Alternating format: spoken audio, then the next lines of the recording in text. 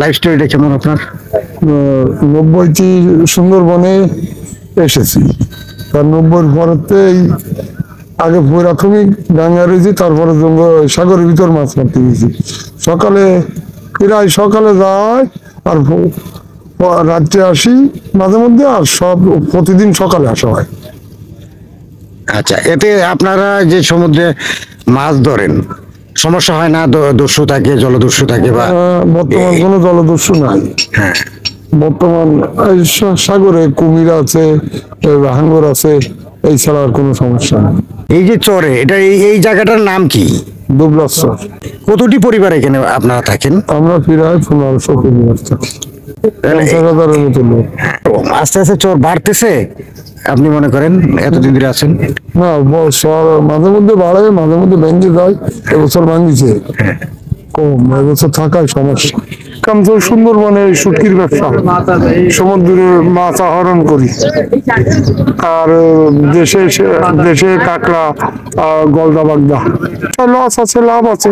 Loss সীমিত হয় আর লাভ হলে একটু ভালো হয়। 2, 4, 10, 20 লাখ হয়, আর যে বছর লস যায় সে বছর 2 লাখ লস যায়, 3 লাখ লস যায়। দেখা গেল জাল দড়ি ঠিক মতো না ধরতে পারলে সমস্যা হলি, মেশিন নষ্ট হলি, জাল ফিরে গেলি, ঝামেলা তো আছে। এখন খুব ভালো পরিবেশ।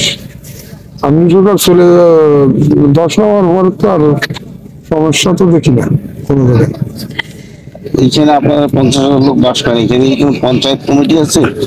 না, আমাদের জেলে কমিটি আছে, প্লাস পার্শ্ববর্তী সুন্দরবনে এর দায়িত্ব আছে দুবলাশ্বরে, যে সে আমাদের সাথে সঙ্গে শুটকি ব্যবসায়ী, মাছ ব্যবসায়ী সব মিলে আমরা 50,000 লোক আছে। এর মধ্যে নর্মাল 20,000 ব্যবসায়িক, আর সব তো লোক চাঁদা দিতে হয় আপনার? নো, কোনো চাঁদা দেওয়া নেই।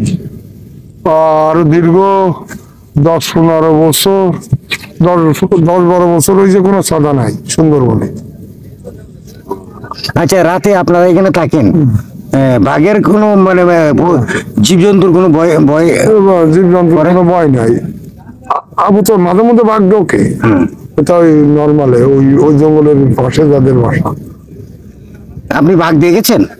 আমি বাঘ দেখেছি সরাসরি, এই শহরেই দেখেছি, মাটির মধ্যে দিনে মানেই দেখা গেছে। আপনার নাম কি বলেন? ইলিয়াস ফরাজি। গ্রামের বাড়ি কোথায়? রামপাল, শ্রীফলতলা। রামপাল? হ্যাঁ, রামপাল সদর।